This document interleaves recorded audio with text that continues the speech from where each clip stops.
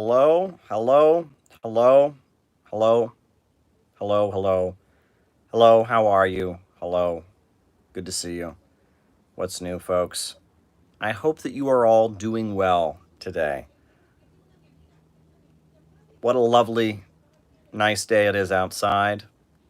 The world is gripped by a pandemic crisis, but for the next few hours, you and I will keep each other company, try to make the most of it, try to make the best of it, try to educate ourselves in the process of figuring out what the next move is and what our next move is amid a situation that none of us really expected. Folks, folks, a couple things come to mind. First of all, Chinese state media has been referring to home delivery workers as heroes. And I agree 100% with that sentiment. Home delivery workers, the people delivering groceries to people's homes, the people making sure that people can order hot meals, and people going out and taking risks during this time. Home delivery workers are heroes.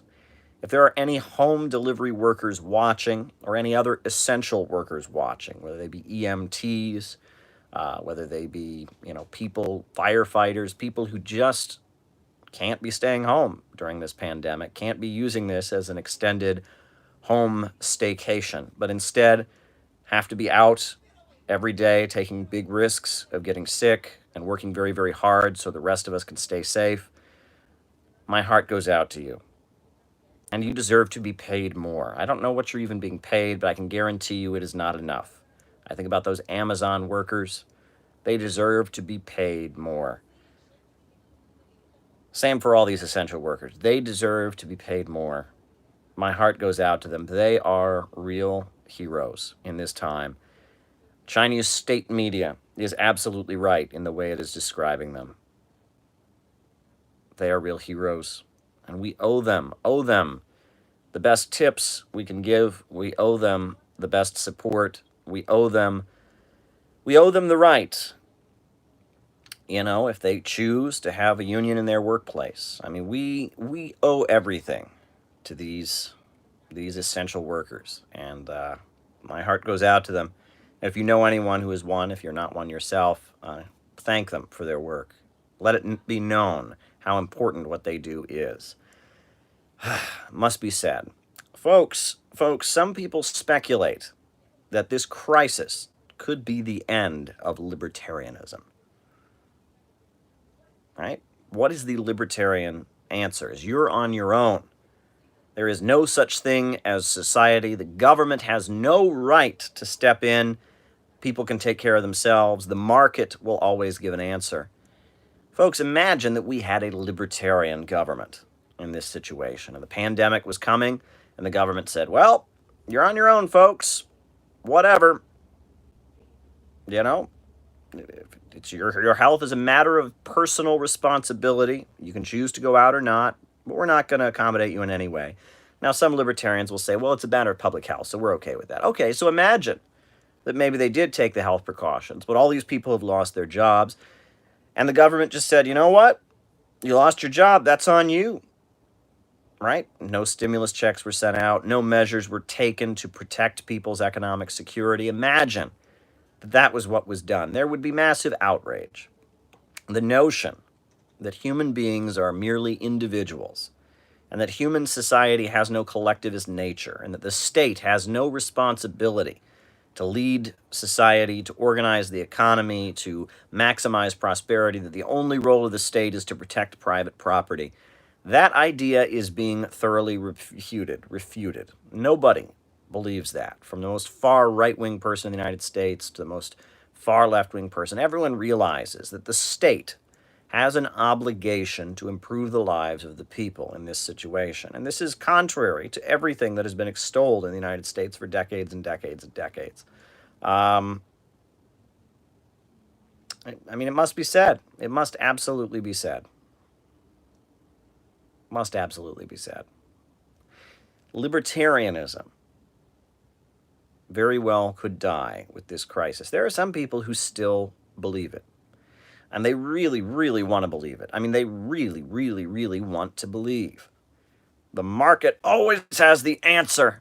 No one will redistribute my wealth from my cold, dead hands. From my cold, dead hands.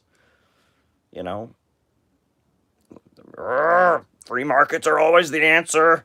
No one will impose on me. I'm going to homeschool my kids. I'm going to have a gun in my house. And I'm going to hate communists. And I'm going to blame poor people for all their problems. And I'm going to, there are some people that are holding on to this like true believers.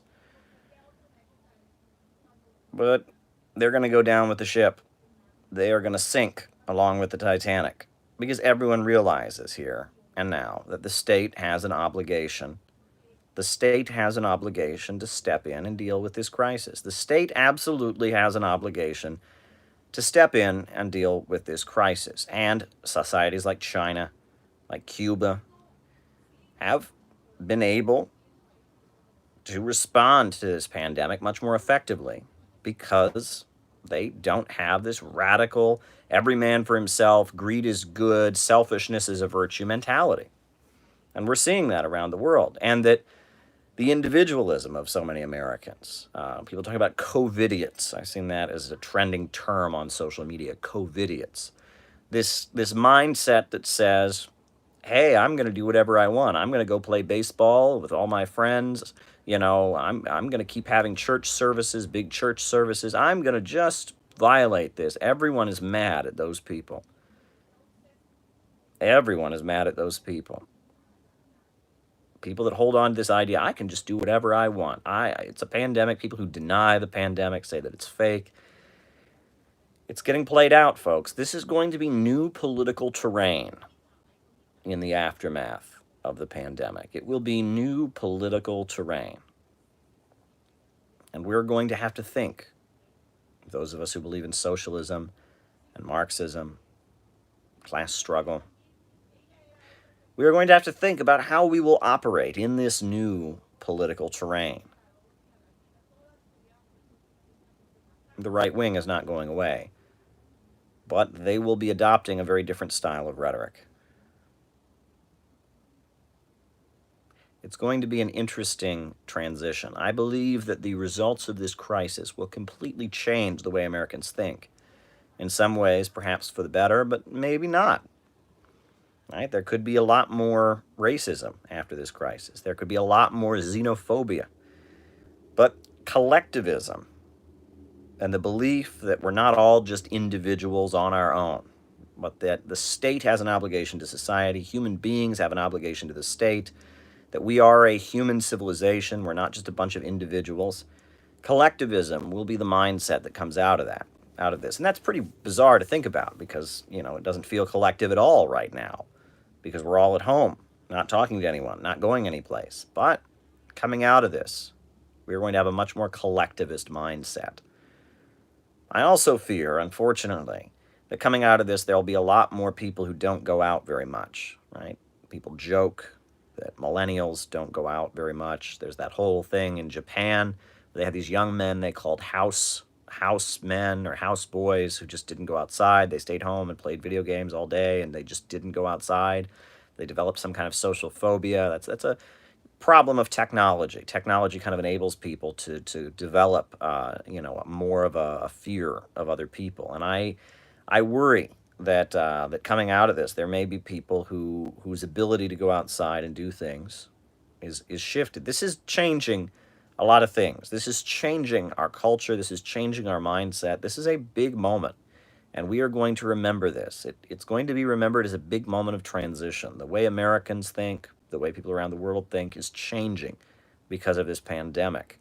And no, I'm not calling on you to panic. I'm not calling on you to think it's the end of the world, but I'm also not telling you that things are going to be rosy. I mean, things are pretty bad. People are dying.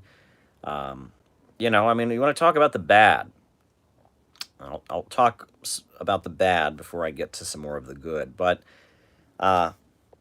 getting arrested at this point could very well be a death sentence, right? Getting arrested, not getting convicted and sent to jail, but getting arrested could very well be a death sentence, right? On Rikers Island, there have been a number of people who have died from coronavirus, right? One of them was detained. He was not convicted, but he was detained pending a hearing for a minor parole violation. But he got the coronavirus on Rikers Island and he died. And read the reports about what are going on in the prisons. You cannot self-isolate in America's prison system.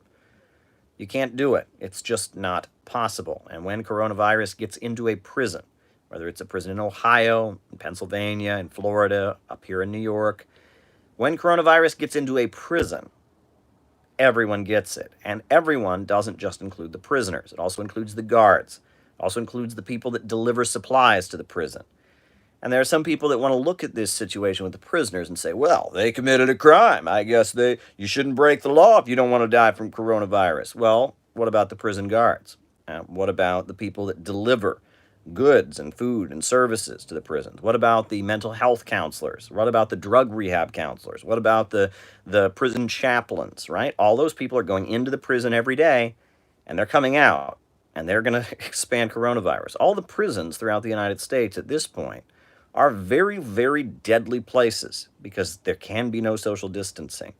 There's no social distancing in the prisons. Look at the photographs of, these gymnasium-sized rooms with cots. These prisons are sitting time bombs, right?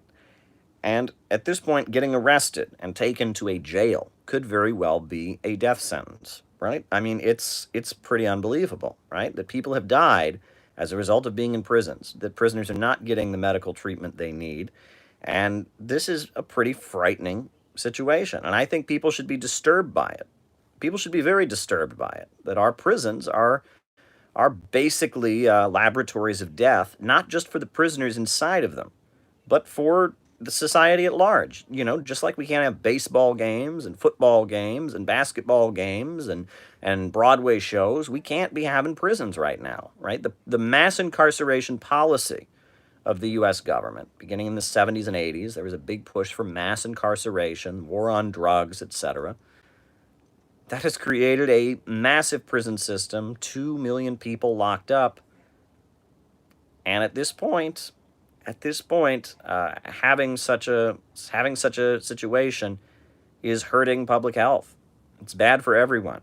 The prisons right now, very bad situation. What are they going to do about it? Wanted to add a couple other things. Now, I keep meaning to cancel my subscription to the Economist magazine. It's a free market neoliberal publication put out London School of Economics, The Economist, right?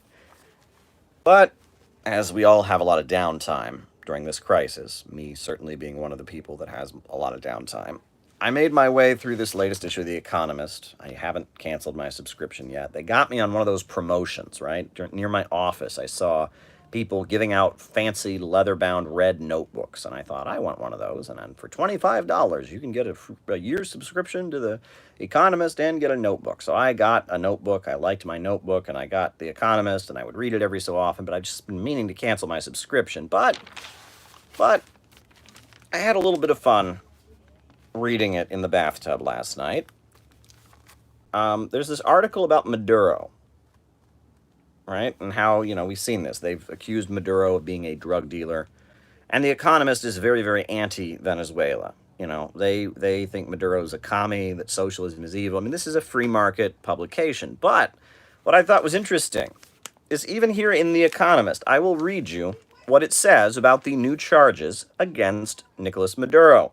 It says, quote, "There is no doubt that there is widespread corruption and penetration of the Venezuelan state by organized crime, particularly drug trafficking," says Geoff Ramsey of the Washington Office on Latin America, a think tank. But he doubts that all the charges could be proved in court. Quote, "Some of the evidence is from witnesses who have, ... a clear incentive to play along with prosecutors. Venezuela is a relatively small player in the cocaine trade. In 2018, 6 times more passed through Guatemala than through Venezuela. Many observers suspect that Trump administration cares less about dislodging Maduro than winning votes in Florida, home to many Venezuelan and Cuban exiles in American presidential elections this year. Folks, the folks at The Economist are basically telling us very subtly that the charges against Nicolas Maduro are malarkey. They're bull honky. They're fake. That's basically what they said here, in not as many words, right? That the U.S.-aligned regime of Guatemala has far more drug trafficking and cocaine trafficking going on than Venezuela. That they quote this prominent think tank in Washington, D.C., some of the evidence is from witnesses who have a clear incentive to play along with prosecutors. What are they saying here? They're saying that they're trumped up lying charges. This is in The Economist. This is not according to the Daily Worker. This is not according to Telesur. This is The Economist is telling us basically the drug charges against Maduro are made up and political. And the thrust of the article is they're actually arguing in this article that the drug charges and the turning of the screws by the United States against Venezuela during this crisis is probably going to strengthen Maduro and strengthen the United Socialist Party. And that, again, it's like Iran. Trump doesn't really want to overthrow the government of Iran. He wants to make a lot of money selling weapons all throughout the Middle East to U.S.-aligned regimes. He wants Netanyahu to get reelected in Israel. He wants to benefit from escalating tension. He doesn't really want to overthrow it. And the same with Venezuela.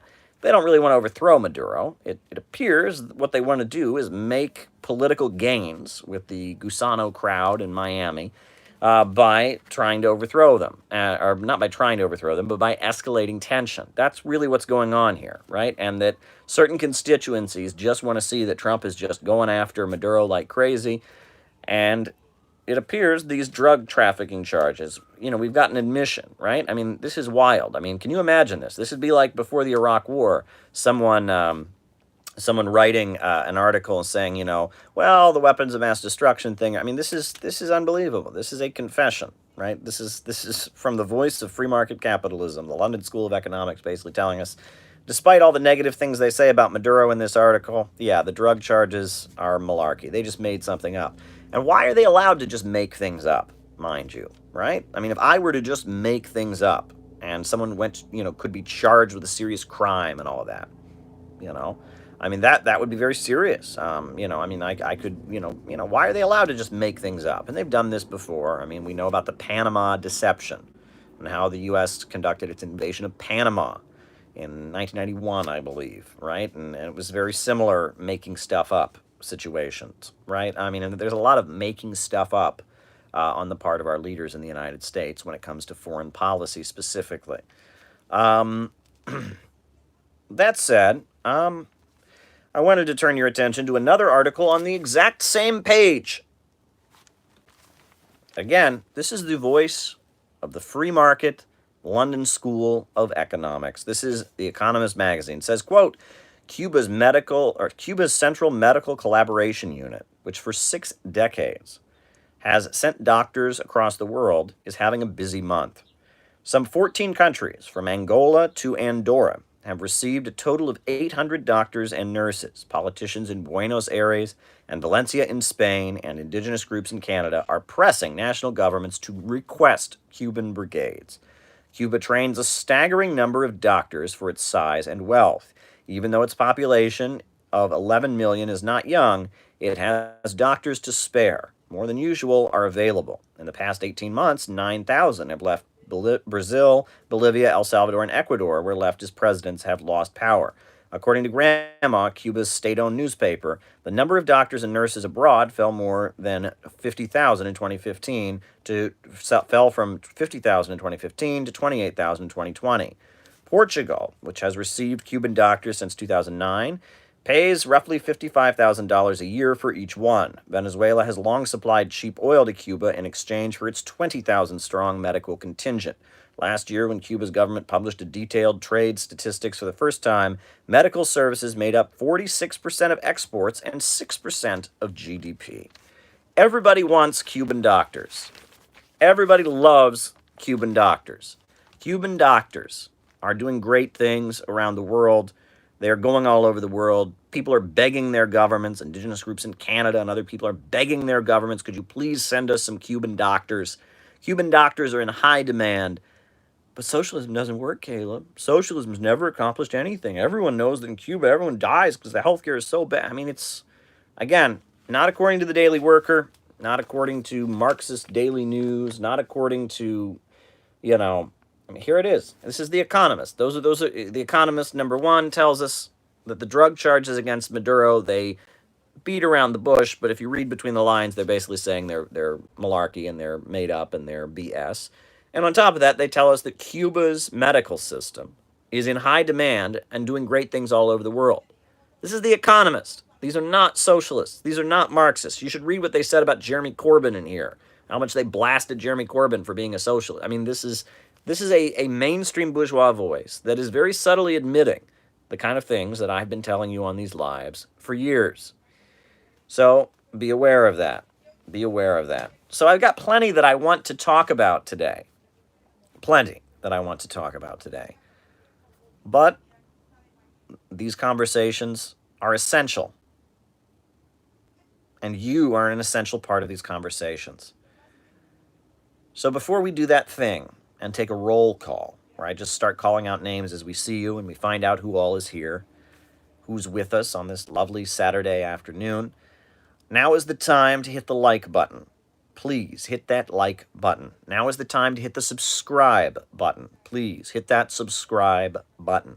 Now is the time to post this on Reddit, post this on Twitter, post this in Facebook groups. Go to your favorite Facebook group and say, oh my God, Caleb is killing it. Watch Caleb today. Or, oh my God, can you believe what this guy just said? I see people like Ophelia and Ramiro in LA, and I appreciate them. Shout out to you. But before we get to that part, where you hit the subscribe button, you make sure you're subscribed, because YouTube algorithms have this weird thing where they unsubscribe people. You hit the notifications button. Hit the notifications button, that bell-shaped button. Very important that you hit that button. Extremely important that you hit that button, because most of you are here probably because you got a notification, and people have not been getting their notifications, so be sure to hit that button. But be sure to hit like, be sure to hit subscribe, be sure to hit the notifications button, be sure to tweet this out, be sure to put this on Facebook. The bigger the crowd that's here, the more fun we are going to have for the next few hours. So now is the time, folks, if you haven't done it already, to take care of business. Take care of business. Hit those buttons. Make sure you're subscribed. Make sure you're liked. And now, as you take the time to do that, please start giving me your names and locations. I'm ready to start calling you out as I see you. Roll call time. Daniel from Portugal. Hey, Caleb. Hey to you, Daniel.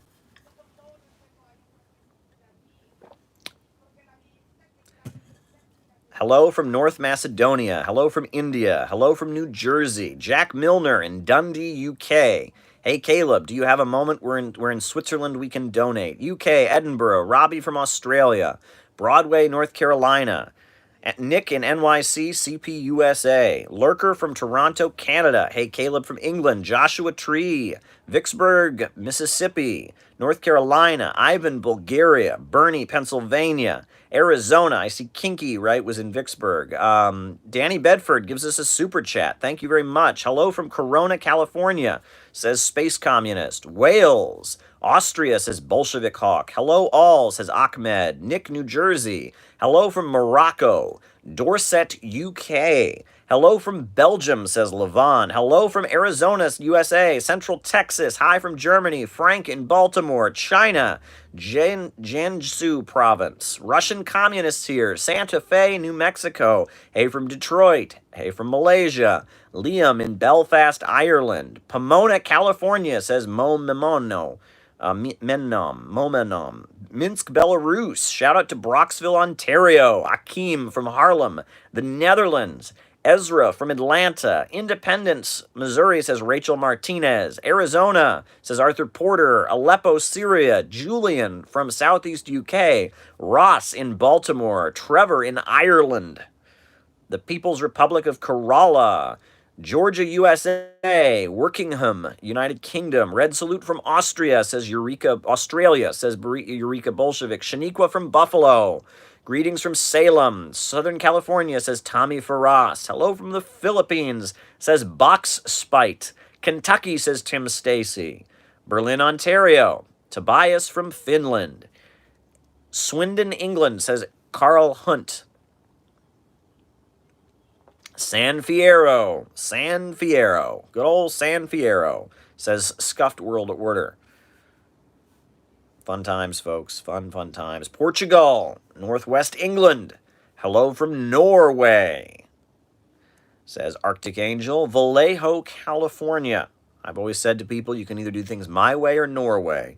I'm just kidding. PA, longtime subscriber, says Will DeMarco. Cuba, Illinois, says Samuel Nettington. You should really have a debate with Red Star Radio from the UK, says Irish Partisan. Love and solidarity to you all, says Tuesday Time. Names and locations, folks. Babylon, New York, says Dylan. Hello from the UK, says Jose Blazquez. These shoutouts really show how global this is, says Tortilla Silverbaum. Madrid, Spain, says Pab. Caleb?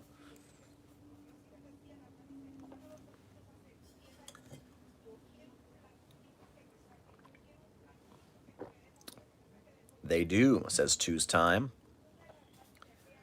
I'm going my way or Norway. Internationalism. Kentucky, Stacy. Tim Stacy says Kentucky gang. You should go on Jimmy Dore's show. Hello from Sanford, North Carolina, says Donnie Wallace.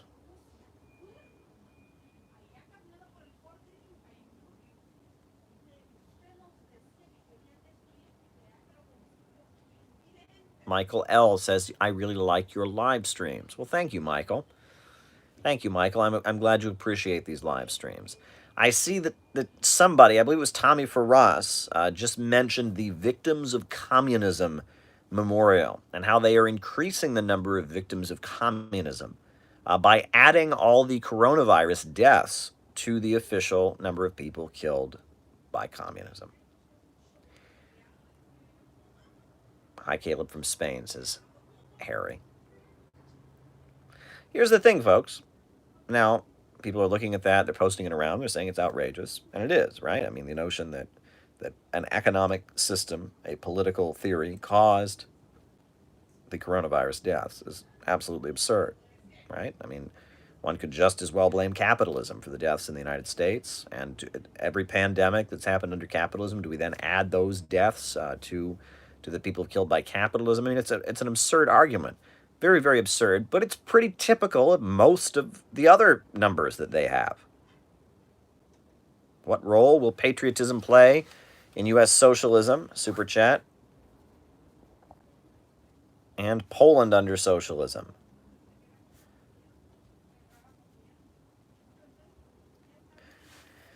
But those numbers, right? I mean, it's the same logic, right? If the fact that there was a famine all the time, there was deaths of malnutrition annually every year in Russia before the Russian Revolution, that the Soviet Union is the people that actually mechanized agriculture and industrialized the Soviet Union.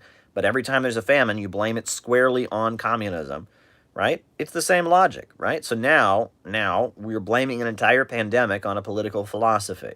And so the number goes up, right? Again, the way these deaths are tallied, Richard Wolff has good remarks on this body count they throw out. Communism killed some big, huge number of people. You look into how these numbers are calculated, right? If you started doing that for capitalism, the numbers would be far, far higher.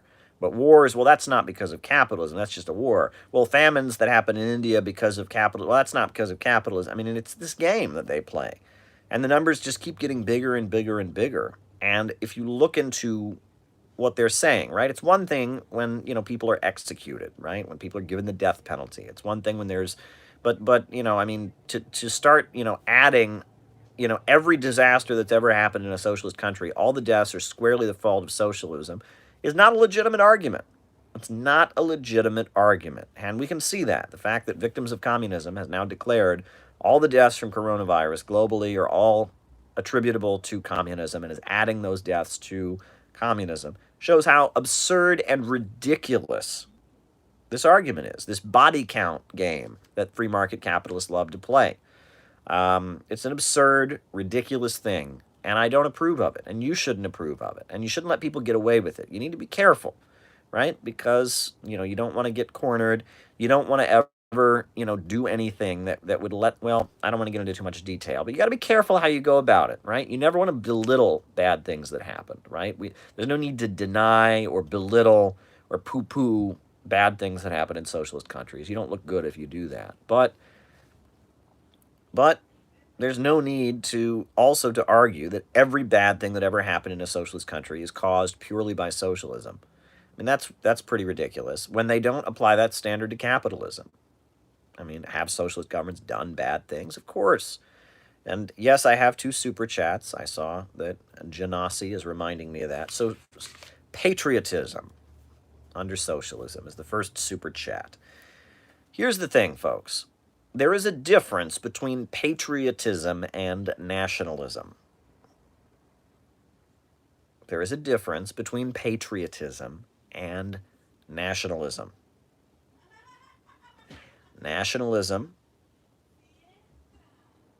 is an ideology that says there are nation states, and the duty of governments is to put the interests of the population of their nation state above all else, and that there are people that are nations, right? They're bound together by a common language, a common ancestry, a common culture, etc. There are certain attributes of a nation state. The United States is not a nation state, right? It's a country, it's not a nation state. But Ireland is a nation state, Germany is a nation state, right? The United Kingdom is not a nation state, but within it you have nations like Scotland and Wales and Britain, England, I'm sorry, and, Northern Ireland, etc. But you don't have, a nation state is a state, a government that represents one nationality and works in the interests of that nationality.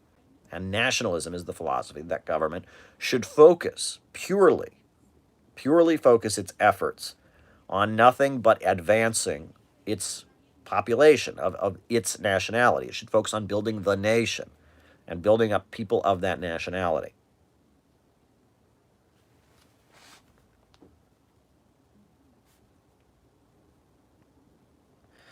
And that, do you consider the most successful communist state at any point?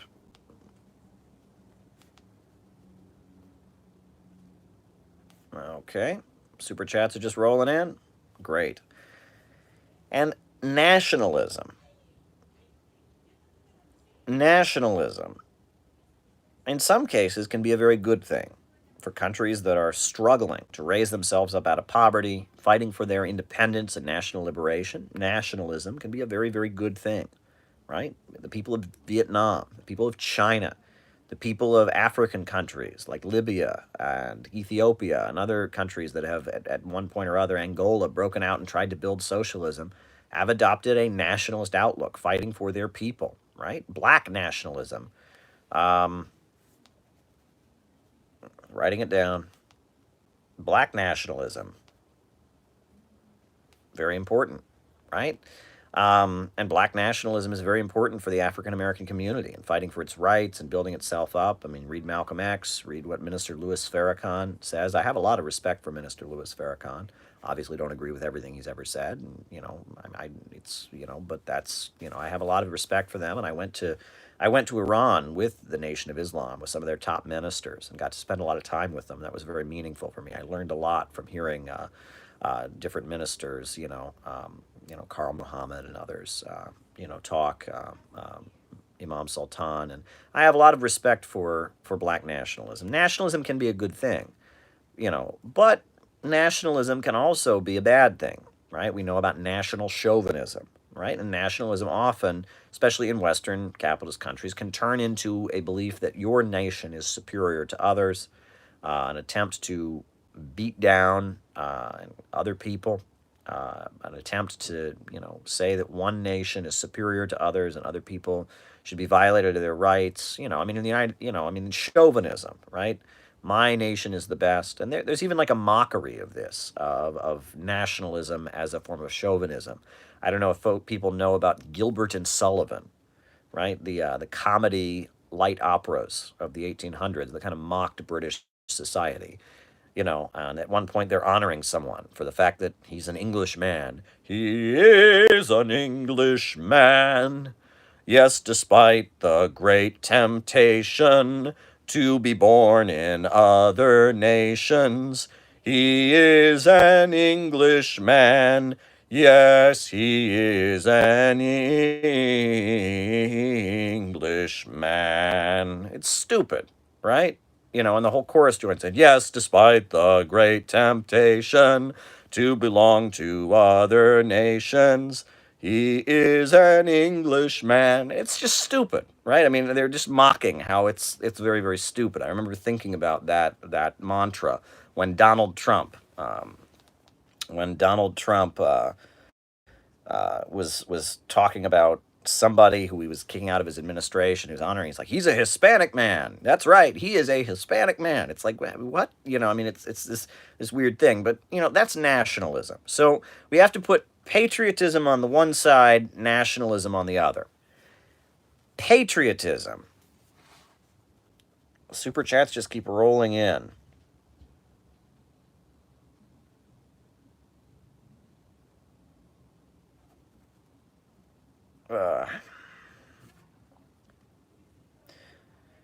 Patriotism is simply love for the country on which you live. That's all it is. It is love for the country in which you live. That's it. That is all it is. It's not nationalism. It's not a belief that you represent a nation and this nation has a unique. No, no, no, no, no. It's not supremacism. Right? It's not the chauvinism. Patriotism is simply love for the country in which you live. Right? There is a chapter in the Little Red Book by Mao Zedong called Patriotism and Internationalism, and how there is no contradiction between the two. There is no contradiction between patriotism and internationalism, and I would say they work together. In order to truly love your country and its people, you must want them to get along and not have big, ugly wars with other countries and other peoples. Right? In order to truly love your country, you would want it not to adopt a chauvinist outlook and think it is supremacist to other nations. Right? Because that would be harmful. You know, when that kind of thing happens, that leads to war, that leads to bad things. You know, so patriotism and simply caring about the people of your country, wanting the best for the future of your country, is not in contradiction to socialism, and I argue it is an essential part of socialism. The goal of socialism is to make life better for the people of your country, for the people of the world overall, sure.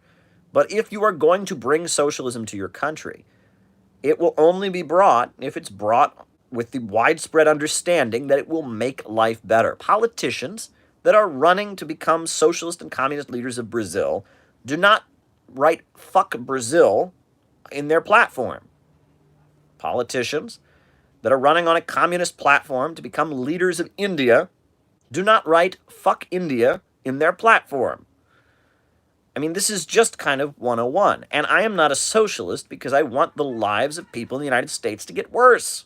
I am a socialist because I want the lives of people in the United States and people all over the world to get better.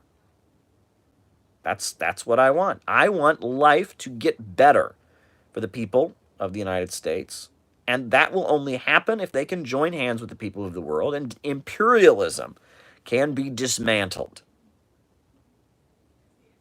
Right? Imperialism is most bad for the people in the developing world who suffer under it and are kept in chronic poverty. But increasingly, it's bad for the people of the Western countries as their living standard is decreasing. The global economy is centered around a few billionaires and bankers based in Wall Street and in London. At one point, they needed a labor aristocracy in the homeland, a good layer of well-paid workers. That's being eliminated. And there is a global race to the bottom taking place, where a few small corporations are enriching themselves and sucking the blood out of countries all over the world and out of Western countries. What they've done to Africa, what they've done to Asia, what they've done to Latin America, they are now doing to Ohio, to Pennsylvania, to Wisconsin, to Kansas, to Iowa, to Arizona, to California. These imperialist bloodsuckers have no loyalty of any kind. They don't sit there and go, oh, he's an American. We're not going to get rid of his job. We're not going to lock him in jail. We're not going to send him off to an unjust war. We're loyal to him. He's an American. No, they don't do that. They don't have any patriotism. They don't have any nationalism. They don't have any loyalty. They are only loyal to their own profits. And it is only through socialism, through breaking out of this rotten imperialist system where profits come before people. It's only through socialism that we can work to improve the lives of the people of the world, change our relationship with countries around the world, so it's based on win-win cooperation, not predatory capitalism, right? Socialism is the most patriotic ideology. If you want the people in your community to have jobs, if you want the people in your community to have health care, you want them to be taken care of, you want them to have what they need, that's patriotism. That is patriotism. It's not dumb patriotism. Most patriotism is pretty dumb, all right? It's just, America's the greatest country in the world. Why is it the greatest country in the world? Well, because it is. Do you not think it is? I mean, America is the greatest country in the world. And well, yeah, but why? Like, what metric are you using? Are you saying you don't think America is the greatest country in the world? You must be brainwashed. I think you must be brainwashed. You don't think America is the greatest country in the world. Clearly it is. I don't know how it is. I can't explain how it is, but it is. And if you don't think that, then you've been brainwashed by communists. You should be sent to a mental hospital because everyone in this country knows that we're the greatest country in the world. And if you don't think that, you're mentally ill. We should send you to a hospital.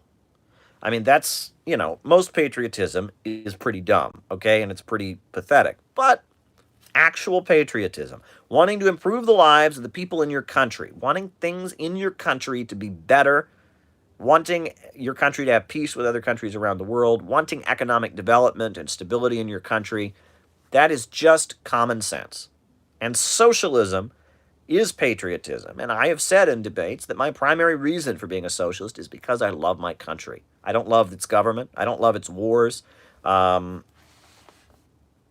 against empire. I don't love its wars, but I do love my country. I do love the people of America.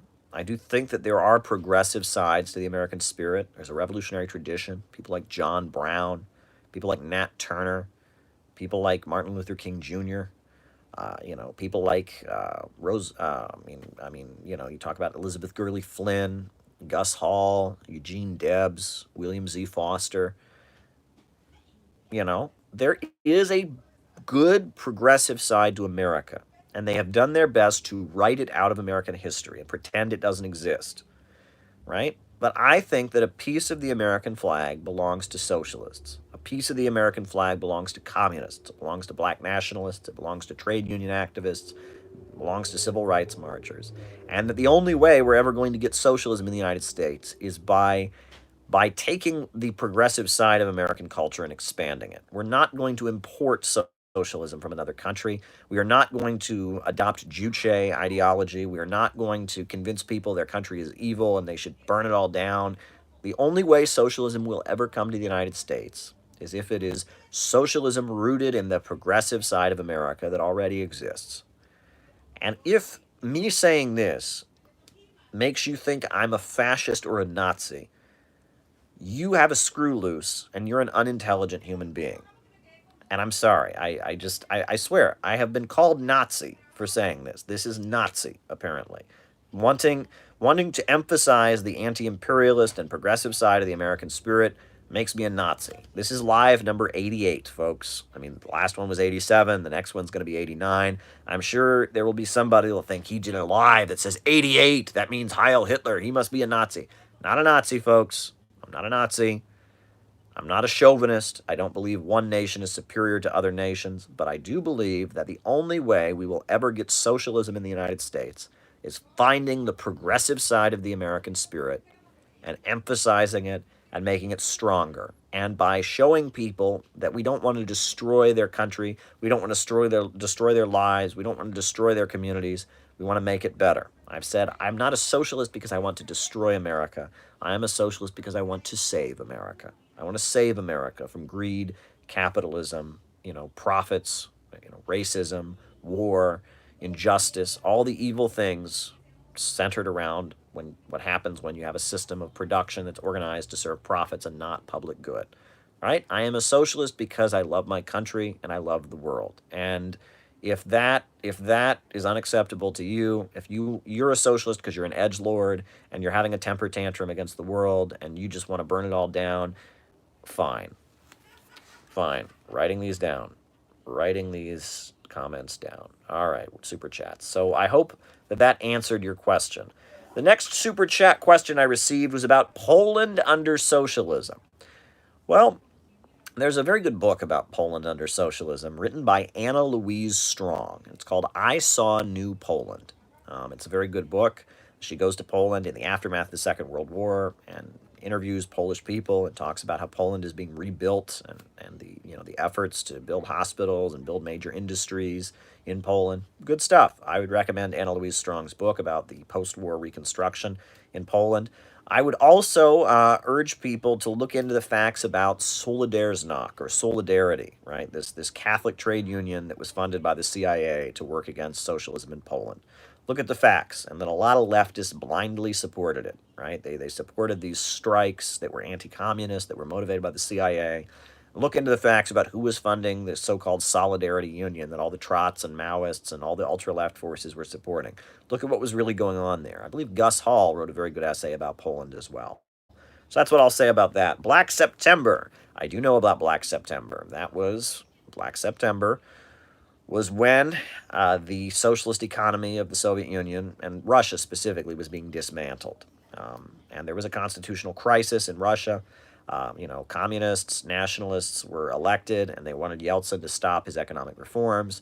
So Boris Yeltsin dissolved the parliament, and they refused to leave, and there was shelling of the parliament, and a number of people were killed. It was a horrendous event, and what is shocking to me about Black September is there was a lack of solidarity, right? In the United States, the Communist Party, the Workers' World Party, a few other groups, supported the Russians in their fight against austerity and free market economics. But for the most part, American communists just said, and they didn't support it, right? And it was really sad. It was a sad occurrence. It was a very sad occurrence. And it was an episode of what is one of the most interesting misconceptions or about history you've ever heard? Okay, misconceptions. That one I'll have to think on, but I got so many ahead of you, Simran. So there you go. Black September was a constitutional crisis in Russia when basically Yeltsin, who was, all this stuff about, meddling in Russian elections. Boris Yeltsin, the U.S. government bragged about the fact that they imposed Boris Yeltsin. Read about the relationship between Bill Clinton and Boris Yeltsin. There were magazine covers and stuff. Every effort was made to get Boris Yeltsin reelected so that free market austerity could be imposed on Russia during the fall of the Soviet Union. And the results were horrendous. And no one ever talks about this. No one ever discusses it. It's just downright ridiculous. The free market policies in Russia in the 90s looted the country, wrecked the place. And Black September was the constitutional crisis where the elected parliament, the Duma, wanted to stop it. And so it was dissolved. And that's what that was about. Most successful communist state. Well, here's the thing. Communist state is an oxymoron, right? Socialist states have existed, right? Socialist states have existed because the goal of socialism, right? Socialism is when the banks, factories, and industries are organized to serve public good, right? You still have money. You still have, people going to a job. It's a state-planned economy. Whereas communism is a world with so much material abundance, so much material abundance, that people can just kind of do what they want, take what they need, do what they feel like doing, and the technology has advanced so much. Communism is the ultimate ideal of a world based on so much material abundance and so much freedom that the state has kind of withered away. And there's just kind of a human family of people who, and it's beyond what we can even understand. It's like, try explaining how capitalism in our time works to cavemen. They wouldn't get it. And that's kind of the situation. Communism is that ultimate ideal. So Socialist states. I don't want to say that one socialist state has been more successful than others because they all have had their shortcomings and they all have their successes. And many of the socialist states today are trying to actively fix their shortcomings, and they change over time and they change based on their situations. I mean, the 5 year economic plans in Russia, the whole world was marveling about what had been achieved during the 1930s, how Russia rapidly industrialized. But there were problems there too, right? You talk about Deng Xiaoping and socialism with Chinese characteristics. You talk about Vietnam and their socialist oriented market economy, what they achieved. You can talk about Cuba and what they've achieved. You can talk about, some of the economic policies. Every socialist country has successes and shortcomings, but every socialist country learns. Learns. What do you think of serial killers like Bundy in the 70s and backlash against the women's movement? Okay, I'll talk about that. Serial killers. Very interesting. Ted Bundy. Women's movement. All right. So I don't want to say that what's the difference between state capitalism and socialism? Wow, I barely saw that one. I was looking up and it barely got through. State capitalism.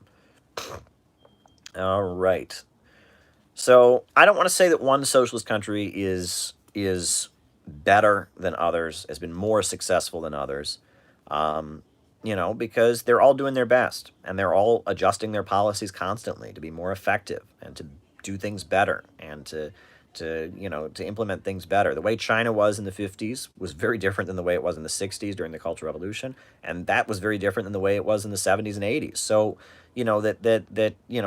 who's to say? Right? The Soviet Union, the way it operated in the 20s with the new economic policy was very different than in the 30s with the 5 year economic plans, very different than in the 60s, definitely very different than the 80s with perestroika and glasnost. So you can't, and that again, if you were to say this form of socialism is better than that form of socialism, again, that plays into this chauvinism. Every socialist country studies every other socialist country, learns from its successes, learns from its failures. I've been to Venezuela, and in Venezuela, on the colectivos, they are sitting there and they study Mao and they study the communes in China. They study Hezbollah, right? And what Hezbollah has done in Lebanon. And they study that. They study Baathism. They study Bolivarianism in other countries. You look at these communes, they're sitting there, they're studying all of it, right? And they want to learn from all of it, but they want to blindly follow none of it. And that should be the approach, right? That when you are building socialism, you should do it in the way that is the best for your country, and you should adjust. And when mistakes happen and when bad things occur, you need to correct those mistakes. So that's all there is to that. Egypt in the past 10 years. Well, I will say this is an interesting point, and it's actually worth raising. Egypt is a tragedy, a real big tragedy. That's all I can say. I mean, it's not all I can say, but it's like, so we know, right? For a long time, Hosni Mubarak was the U.S. backed dictator, right? There was a progressive time in Egypt in the 1950s with Abdel Nasser and Arab socialism. That's how they brought electricity to Egypt. That was the 50s, and there was a moment where the Egyptian military was teaming up with the Soviet Union, and they electrified the whole country. They built the Aswan Dam, one of the biggest hydroelectrical power plants in the world. They electrified all of Egypt. They were building infrastructure and trying to raise Egypt out of poverty, and there were good things that were happening. Obviously, 70s and 80s, things started changing, and Mubarak was just a U.S. backed puppet.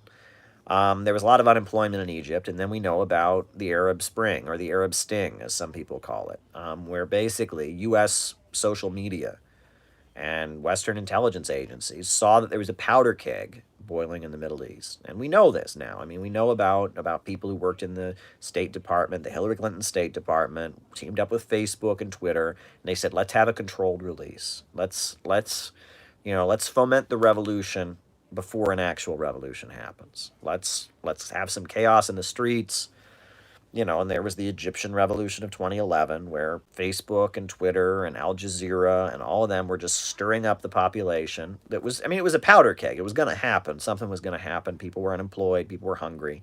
And Facebook and Twitter and all of that just, they said, let's have a controlled release. Let's let all this anger out.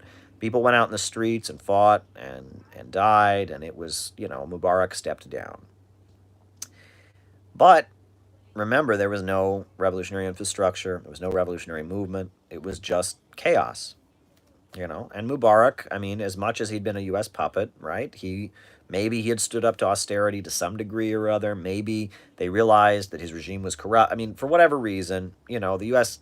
was kind of not sure about what they were going to do at first, but then it became pretty clear that from the State Department, from Silicon Valley, they fomented the Arab Spring. And there were protests everywhere, and it was against corruption, it was for democracy, and Mubarak was forced out of office, and Mubarak was no good, but it was not it was not like he was replaced with socialism. It's not like he was replaced with anything good. It was like there was chaos in the streets, the government fell. So the Egyptian revolution happened. Egypt's government fell, and what is the biggest force in the country, right? What is the most well-organized political force in the country outside of the Egyptian government and military?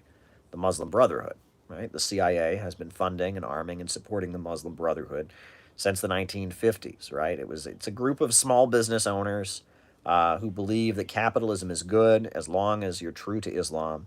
They reject Arab nationalism because they say, they're just for religion, they're not for any nationality. They reject socialism and Marxism because they say it's godless. They believe in capitalism, right? The Muslim Brotherhood, they believe in free market capitalism, small business owners, very religious. Capitalism's good as long as everyone, practices, Islam in the correct way. That's the Muslim Brotherhood, and they were funded, by the CIA to work against Arab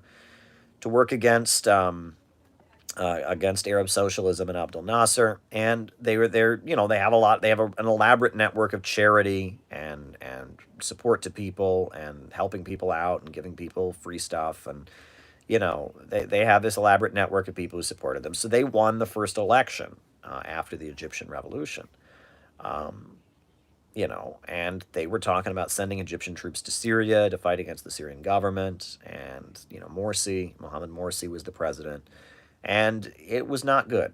I mean, it was not a good situation because the country was very polarized. Most Egyptians are not in the Muslim Brotherhood, but they're the most well organized force. So the country was divided. So then you had the military move in and remove Mohammed Morsi. And Al Sisi came into power as the military dictator. And there was blood in the streets, and a lot of Brotherhood people were massacred and killed, and it was a big mess. And again, okay, late stage capitalism. All right, writing it down.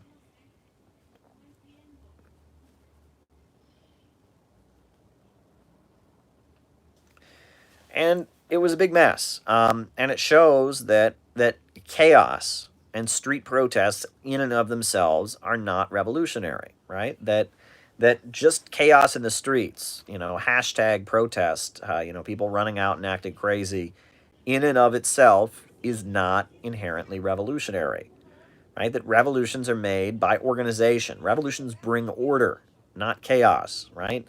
And that the Egyptian revolution was the State Department realized there was a powder keg in Egypt. They said, let's go. And then first, their puppet in the Muslim Brotherhood was in, but he alienated the country. And so then a military dictator who was in with Saudi Arabia and is in with the United States took power. And Egypt has been divided, and the population is suffering. There's some talk of maybe China can go in and build some canals and industrialize. That would be great if Al Sisi can do that. But Al Sisi's a U.S. puppet. Morsi was a U.S. puppet. Mubarak was a U.S. puppet. The population is divided. The population is poorer. It's been a disaster. And there's a lot. I'm glad I was asked about this because we supported it. When I was a leftist, we thought the Egyptian Revolution was amazing. It was fight like an Egyptian. Uh, Coronavirus, mutual aid.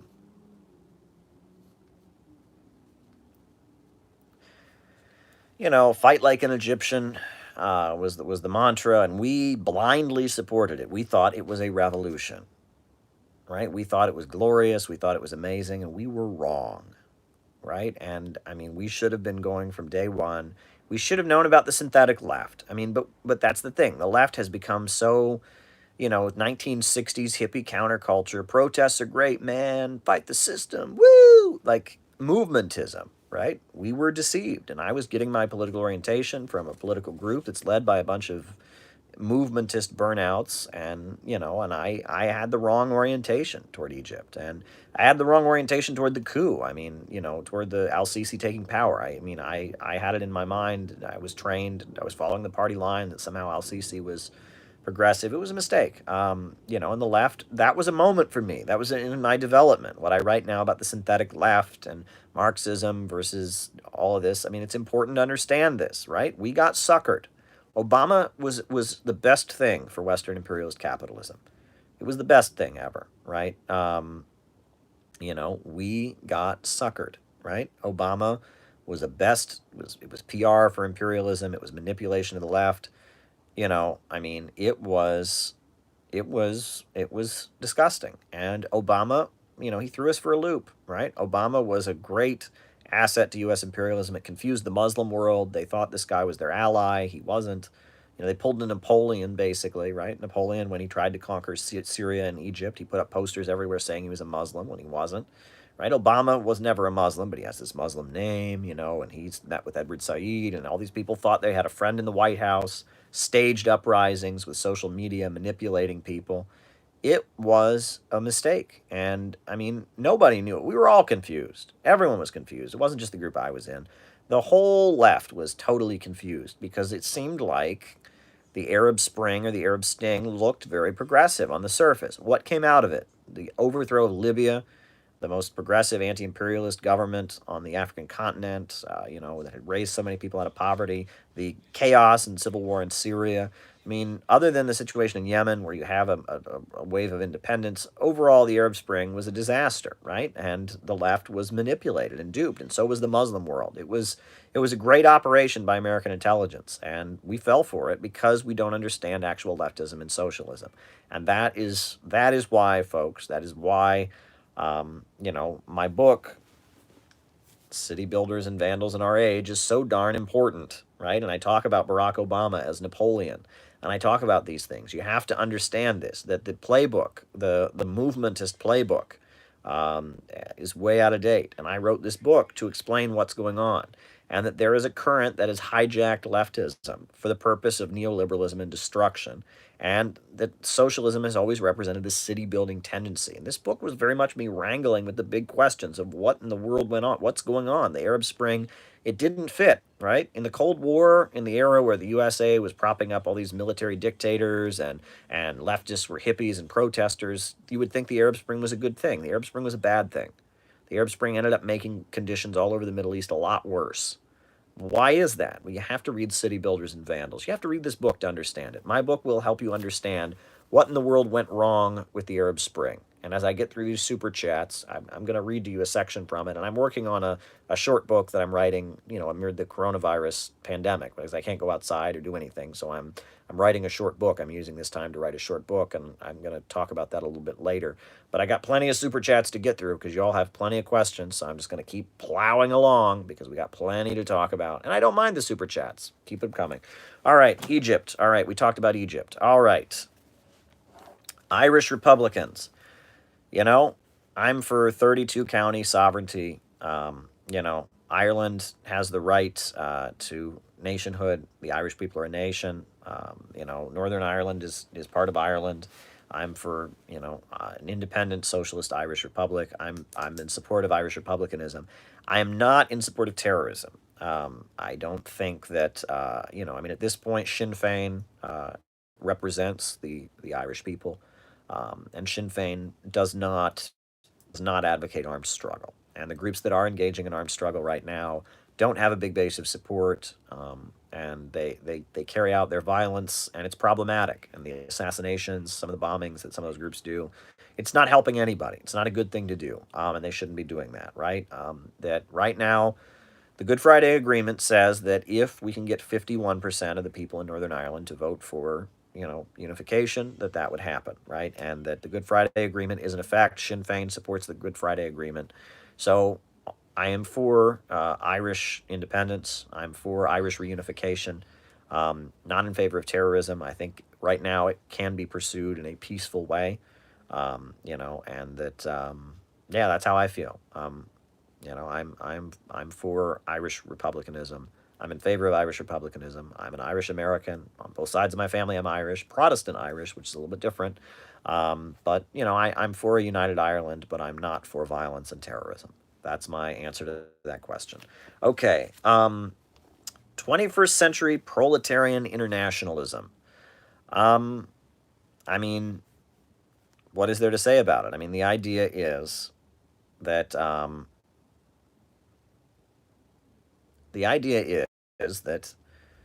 the best way to make a better life for the working class of your country is for them to stand arm in arm with the working class of another country.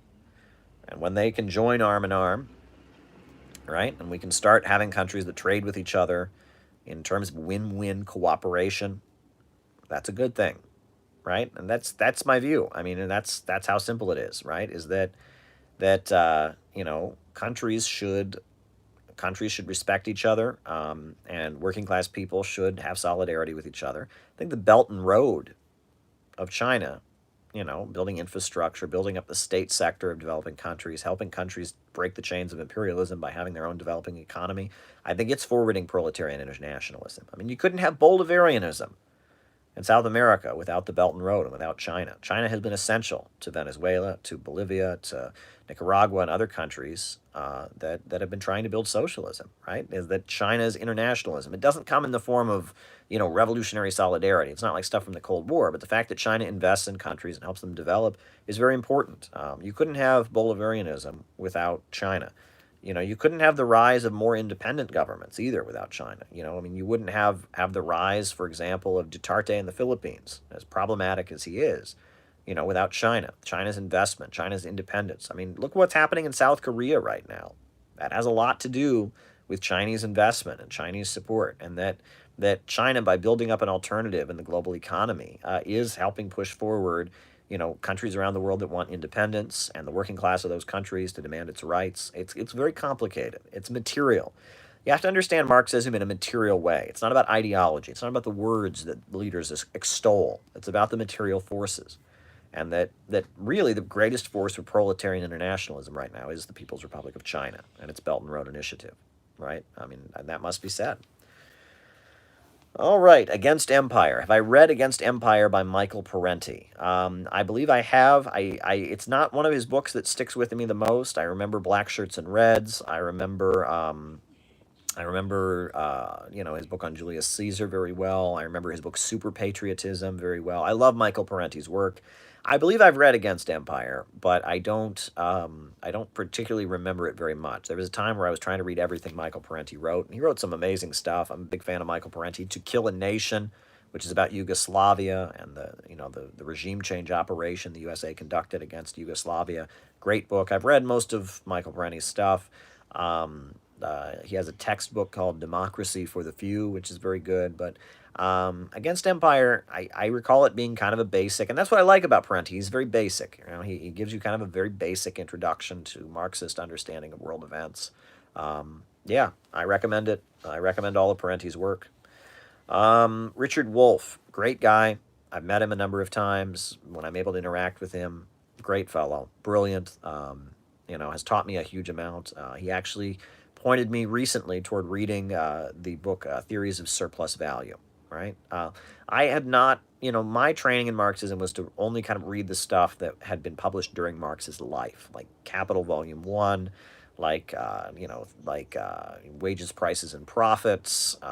But he pointed me toward, exploring Theories of Surplus Value, Grundrisse, and other works that were published after Marx's death that Karl Kautsky edited. And that was very helpful to me. And I'm quoting in my writing from Karl Marx and his critique of Malthusianism, his critique of David Ricardo, the economist, explaining surplus value. So, yes, I've learned a lot from Richard Wolff. Great fellow. Every interaction I have with him is amazingly positive. I'm a huge fan of Richard Wolff. Okay, so the next one here, it says misconceptions. And it was, Simran is asking me, what is the greatest misconception about history? And I don't even know where to go with that. There's a lot of misconceptions. I think people believe that history never changes. I mean, that's a common one. People don't understand the notion of historical progress, or people view historical progress in kind of a racist and chauvinist way. Like, there's a very good book, How Europe Underdeveloped Africa, showing that this notion that African people are primitive and the West is just, helping them give up their primitive ways is a myth. There's a lot of misconceptions. People say that socialism's never had any successes anywhere. It's just failed over and over and over again. That's a huge misconception about history. absolutely huge misconception, right? I mean, socialism has been highly successful. It's had many great victories. It's done many amazing things. Yes, there have been problems. Yes, there have a particular historical event you were surprised was so wrongly told. Well, I mean, the Second World War, I mean, the way the Soviet Union's role was completely written out of it when I was in school. We never had any understanding that the Soviet Union had achieved all of the things that it did during the Second World War. That's one. Um, there's many things. So yeah. I hope that answers your question. Serial killers. Well, this is interesting. Um, I've written about this, and I actually touch on this a little bit in City Builders and Vandals. Not much, but a little bit. So, who was the first serial killer? Who was it? Well, it was Jack the Ripper. Right? He was the first, and there were probably people before him, but he was the first widely publicized case. When you talk about serial killers, what you're talking about is it's a particular, there's murders all the time. People murder each other. Men murder women. There are women who murder people. Not as many, obviously, but, killing, but serial killers, that is a particular form of crime where you have a man who kills women in a sexualized way. And in some cases, he kills other men in a sexualized way as well. But, it is a person who conducts murder in a sexualized manner, right? And Jack the Ripper was somebody, probably a wealthy man. There's many theories about who it was, but, Jack the Ripper was this wealthy man who would go to this poor part of London, to Whitechapel, on the East End of London, and he would hire prostitutes and murder them and cut them up just mutilate their bodies, and it was really disgusting. And he was getting off on it. It gave him sexual pleasure to murder women in this disgusting way. And that was 1888 that happened. It was, what was particularly weird about it was in the aftermath of the Jack the Ripper killings. They started covering it, and all these anonymous letters were being sent to the London Times by people claiming to be Jack the Ripper, and they weren't. And that was really, really strange. Thousands of letters were coming into the London Times by people that were saying they were Jack the Ripper, and they clearly weren't. Philippine president, right?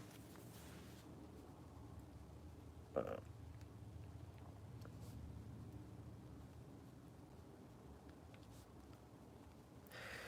and they clearly weren't. They weren't Jack the Ripper. And so then the actual Jack the Ripper, to prove he was Jack the Ripper, he sent the famous From Hell letter, where he included the actual kidney of one of the women he murdered, to prove that he was actually Jack the Ripper. And he signed his letter From Hell, the famous From Hell letter. It's a horrendous case, and no one had ever seen anything like it, right? I mean, that people knew about, jealousies.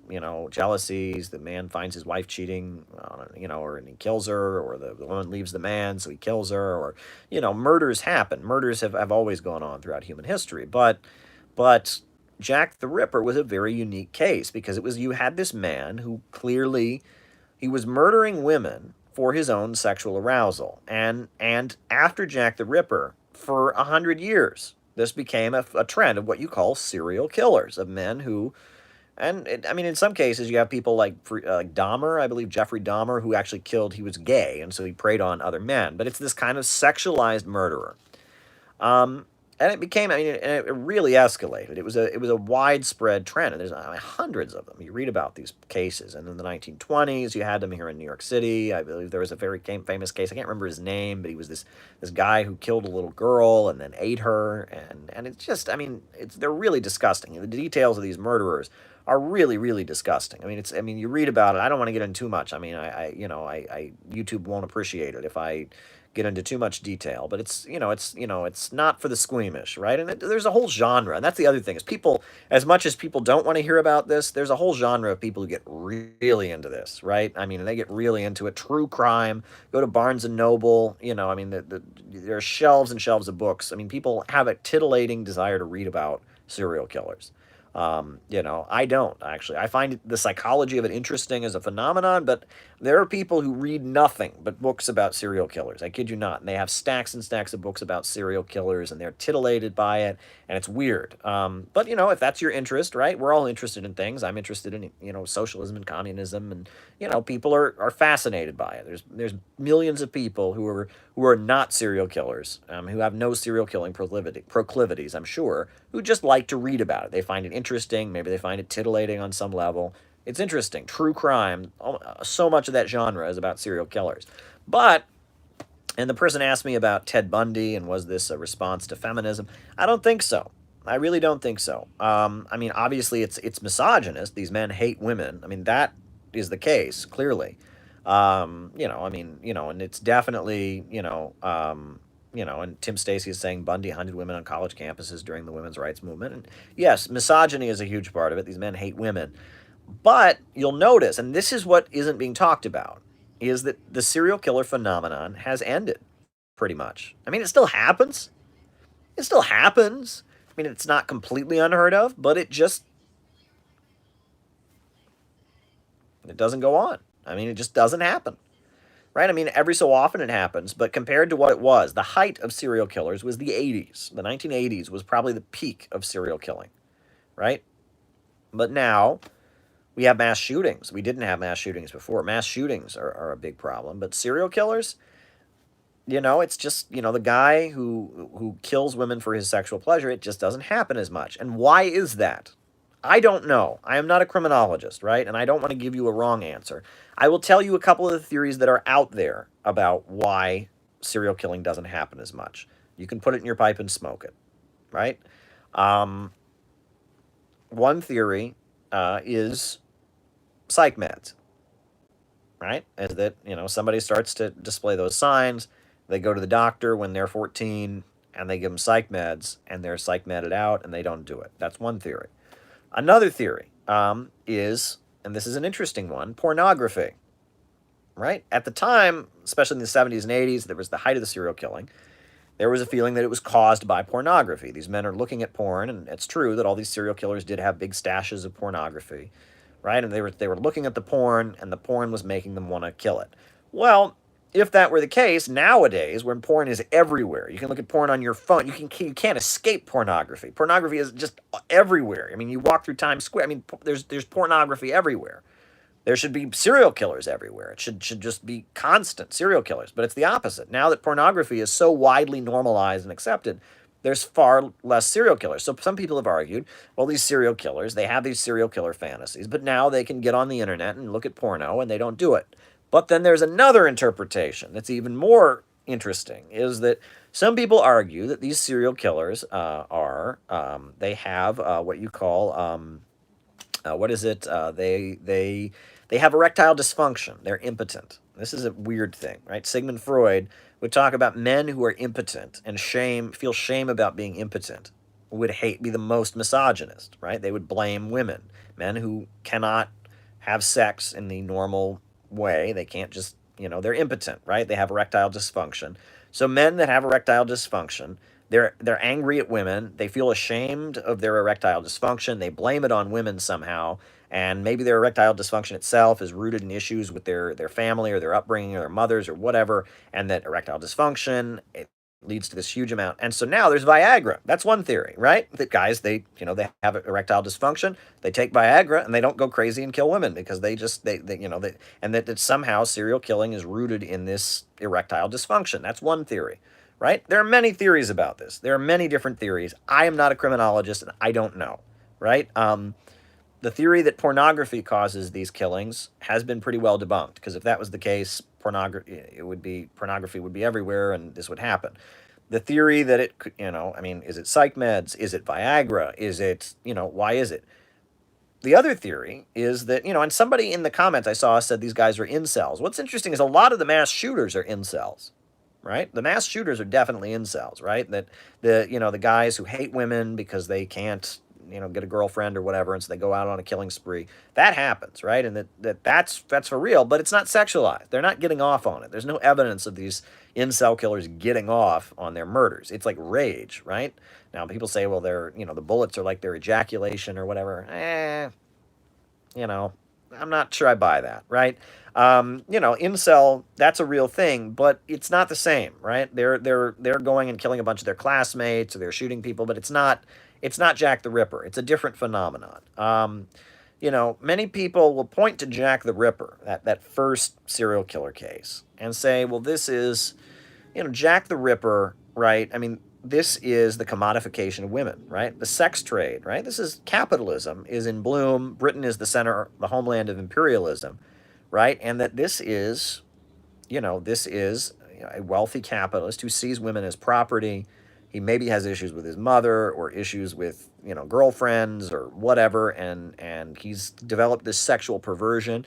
And then he has no problem hiring women as commodities and acting out his sexual perversion with them by murdering them in a very brutal way.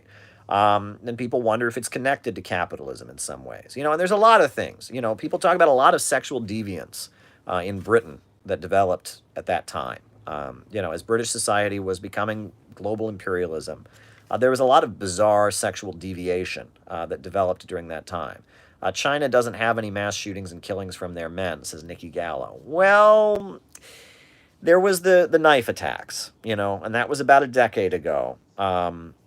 There were young people in Chinese schools. They couldn't have guns, right? But there were mass killers. Young men in China would take knives and they would go to their schools with knives and kill their classmates. And it was happening. And then there were some terrorist groups in China that were doing the same thing, the knife attacks.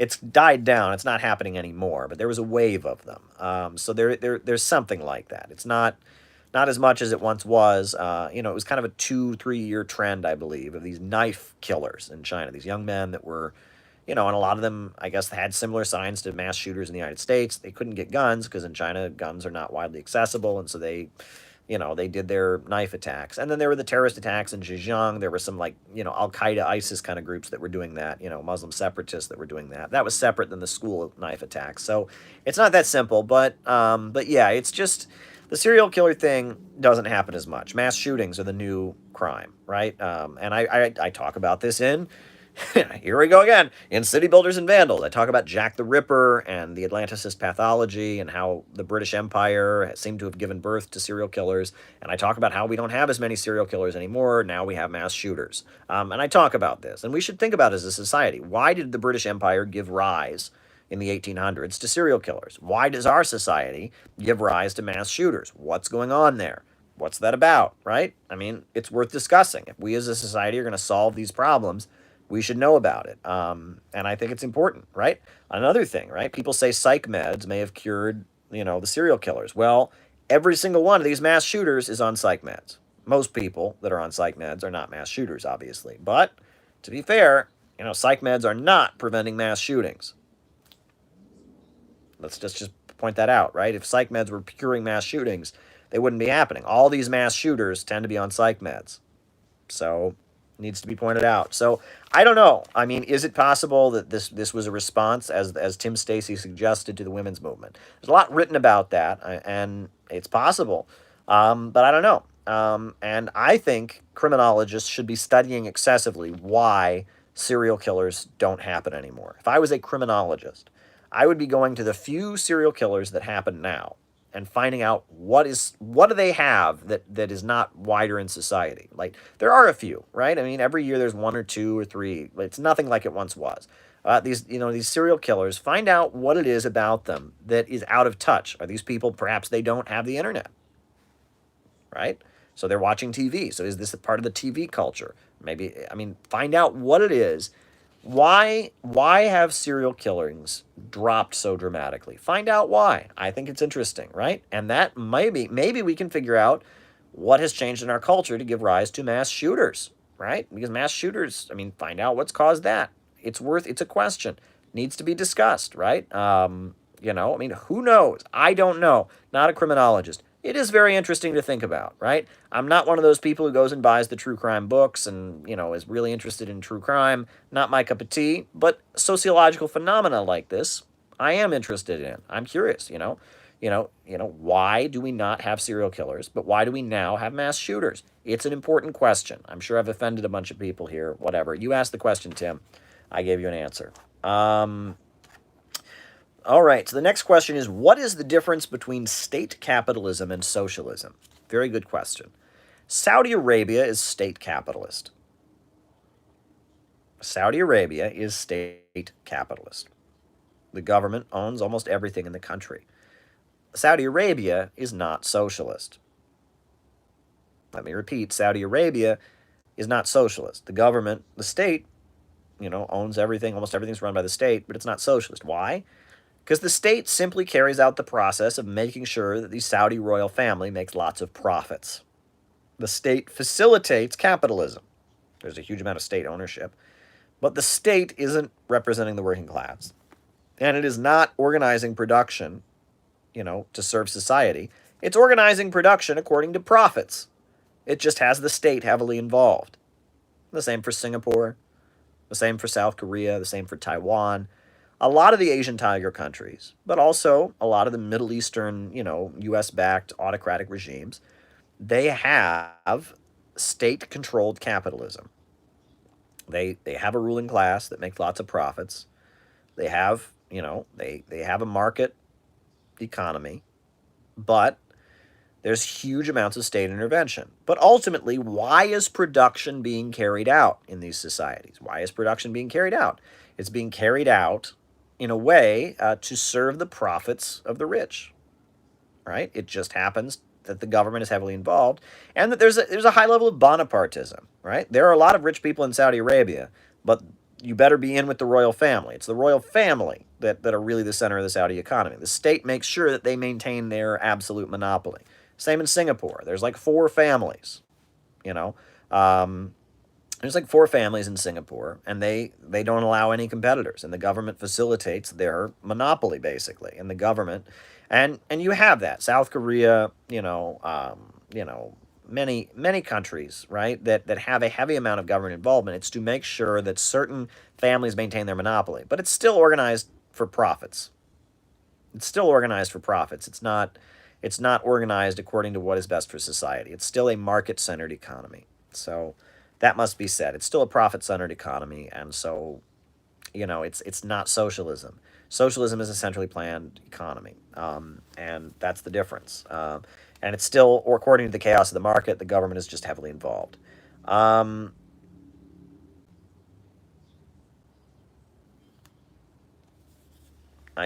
wrote something like internationalist late-stage capitalism. The term late-stage capitalism, that's a big, kind of a trendy thing. It's like the Jacobin crowd, they like to talk about it. And it's right, it's capitalism goes through different stages. I actually gave a presentation where I talked about capitalism going through different stages, right? I talked about primitive accumulation, which is how, when the capitalist class was seizing property from feudalism, the breaking up of the commons, etc. Colonialism, for example, that was primitive accumulation. Then after that, you have industrialization, the Industrial Revolution, basically, the development of textile mills and electricity and all of the things that were going on. And then you have the rise of imperialism, where you have the development of a few cartels based in Western countries. Imperialism, where the monopolies of Western countries are seizing control of the global market. The development of the labor aristocracy. And I would argue that we're in stage 4. A friend of mine used to call it accumulation through destruction. We're basically, we're in a period where capitalism is remaining in power by destroying things, right? It's not really advancing productive forces anymore. And even within the homelands, we see deindustrialization. Within the Western countries, there's a drop in the standard of living. Neoliberalism, we're entering a stage of capitalism where essentially capitalists are making profits through destruction. For example, the opioid epidemic, right? You can talk about the opioid epidemic. You can talk about the prison industrial complex. You can talk about the military industrial complex. You can talk about how countries are blown to bits, and it drives up the oil price. And we're in a period where the standard of living in Western countries is dropping. The standard of living in developing countries is dropping. And the capitalists are continuing to reap more profits through nothing but destruction. And it's a lot to do with the computer revolution. and how the computer revolution is eliminating workers, right? Under Marx, in Marx's time, he talked about the alienation of labor, for example. Very big point is that under feudalism, you had craftsmen, and they would make little things, right? And a craftsman, he might make, clothes, right? You might have one individual seamstress who would he or she was a very skilled tailor or seamstress craftsman. They would make their clothing, and every piece of clothing they made had a little bit of their own soul in it. It was theirs, and they made clothes differently than anybody else, right? They would sew it, and it was their unique creation. Now you have garment factories where all these workers are just churning out. It's an assembly line. They're just sewing together those clothes as fast as they possibly can, and there's no soul in it, right? They're alienated from their labor, and no one can look at the garment and say, oh, this was made by, they're alienated from their labor. Workers are reduced from being skilled craftsmen with a soul who put their soul into every product, and they're made into what Marx calls the appendages of machines, right? The industrial worker is not a craftsman. It's alienated from its labor. It becomes the appendage of a machine. Well, what makes it even more interesting is that in our time, it appears that machines are being stripped of their appendages. Everything that used to be done by a machine is now, or everything that used to be done by a person is now being done by a machine. Machines can play, do stocks better than people. Machines can play chess better than people, right? I mean, it's amazing how artificial intelligence is basically eliminating people from the process of production.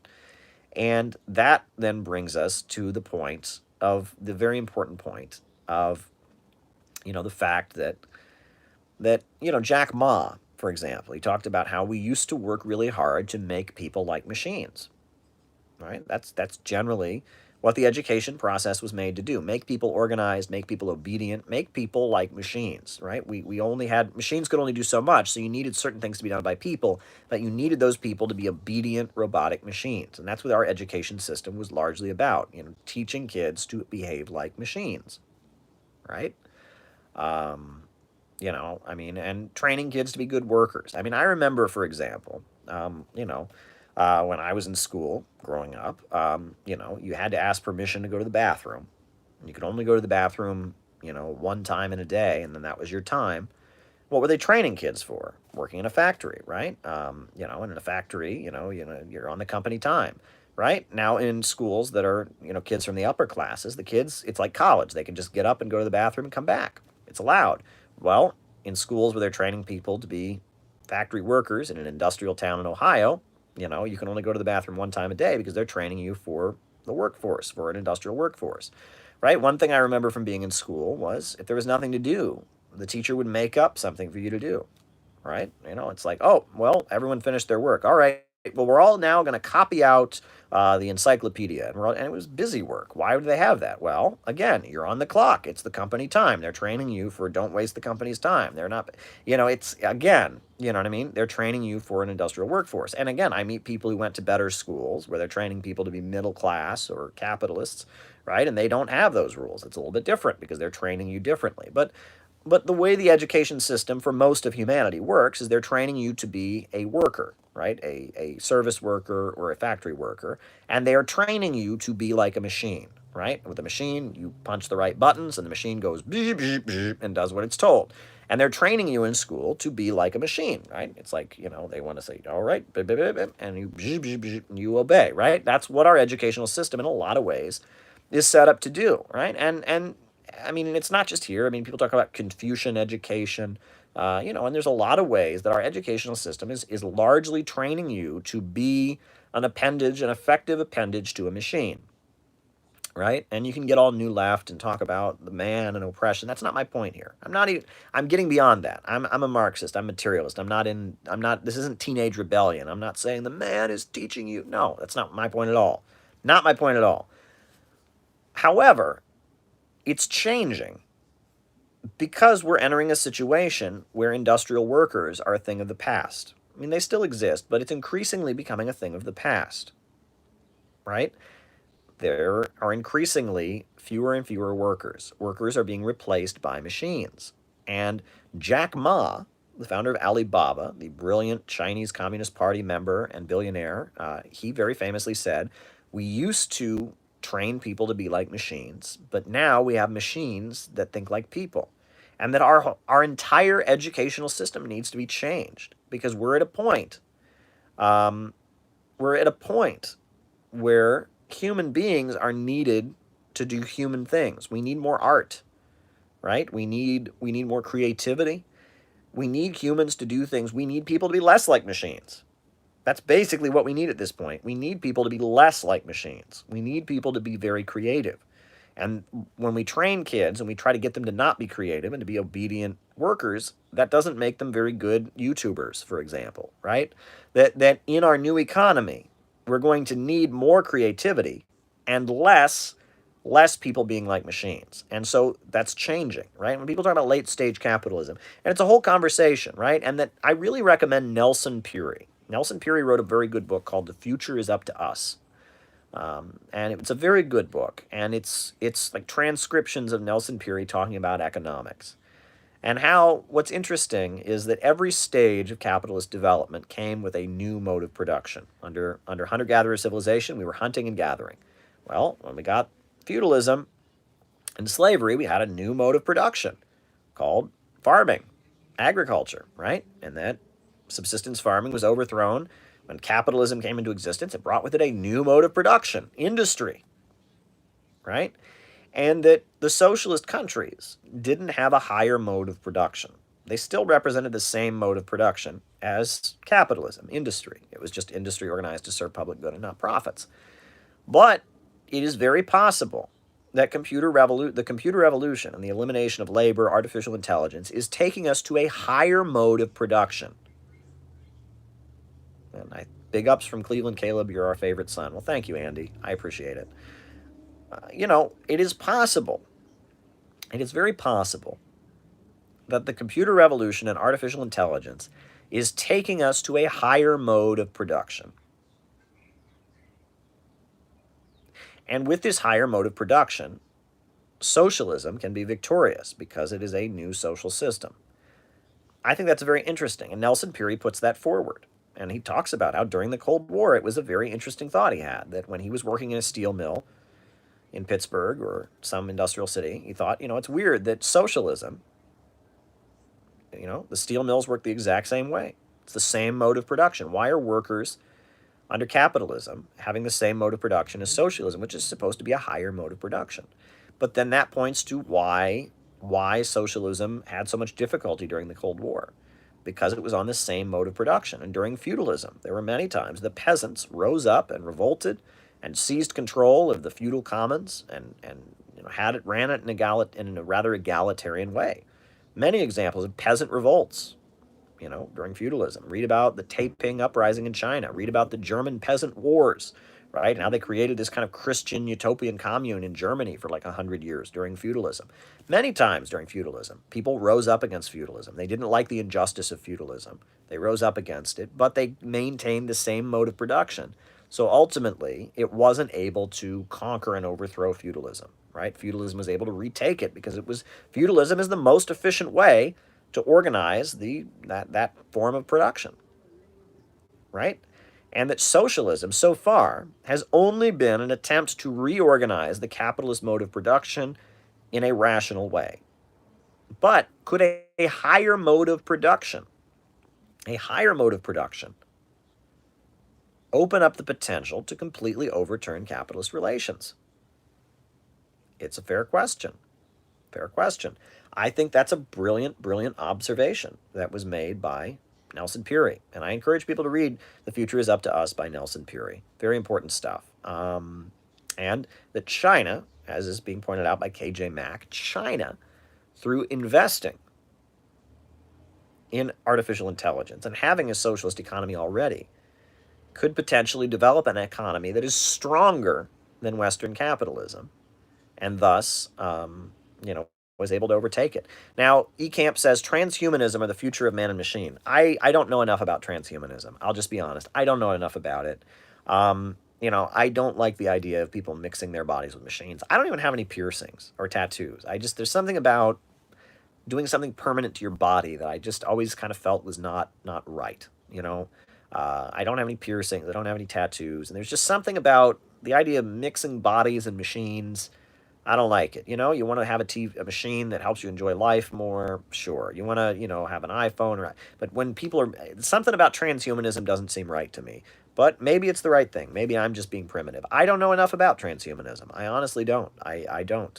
It sounds like a science fiction novel, but I don't know enough about it. Okay, the last super. Oh, there's two more super chats I have to get to. Okay, Philippine President Duterte. Right. Well, when Duterte was first elected in the Philippines, I was excited about it.